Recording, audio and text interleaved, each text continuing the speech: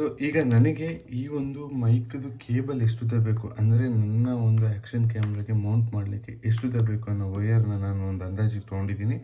And ಒಂದು ಸೈಡ್ದು ಏನು buds ಬರುತ್ತೆ ನಮ್ಮ ಕಿವಿಗೆ ಹಾಕೋದು, ಆ್ಯಂಡ್ ಪ್ಲಸ್ ಏನು ಮೈಕ್ ಬರುತ್ತಲ್ಲ ಅದನ್ನು ನಿಮಗೆ ಕಾಣಿಸ್ತಾ ಇರ್ಬೋದು. ಈ ಮೈಕ್ ಬರುತ್ತಲ್ಲ, ಈ ಮೈಕನ್ನು ನಾನು ಸಿಂಪಲಾಗಿ ಹಿಂಗೆ ಬಿಟ್ಬಿಟ್ಟಿದ್ದೀನಿ ನೋಡಿ. ಇಲ್ಲಿಂದ ಆ್ಯಂಡ್ ಏನಿದೆ ಇಲ್ಲಿಂದ ನಾನು ಕಂಪ್ಲೀಟಾಗಿ ಎಲ್ಲನೂ ಬಿಟ್ಬಿಟ್ಟಿದ್ದೀನಿ ನೋಡಿ. ತೋರಿಸ್ತೇನೆ ನೋಡಿ, ಇಲ್ಲಿ ಬಂದಿದೆ.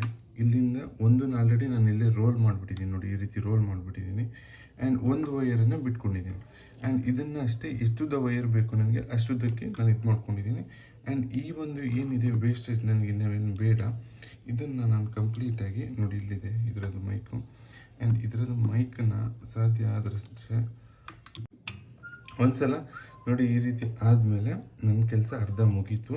ಆ್ಯಂಡ್ ಈ ಒಂದು ವಯರು ಇದೊಂದು ಕೇಬಲ್ ಬಿಟ್ಕೊಂಡಿದ್ದೀನಿ. ಈಗ ಏನು ಮಾಡ್ತೇನೆ ಅಂದರೆ, ನಾನು ನನಗೆ ಯಾವ ಸೈಡಿಗೆ ಬೇಕು ಆ ಸೈಡಿಗೆ ಒಳಗಡೆ ಇಟ್ಬಿಟ್ಟು ಲಾಕ್ ಮಾಡ್ತೇನೆ. ಆ ಲಾಕ್ ಹೇಗೆ ಮಾಡ್ತೀನಿ ಅನ್ನೋದನ್ನ ತೋರಿಸ್ತೇನೆ.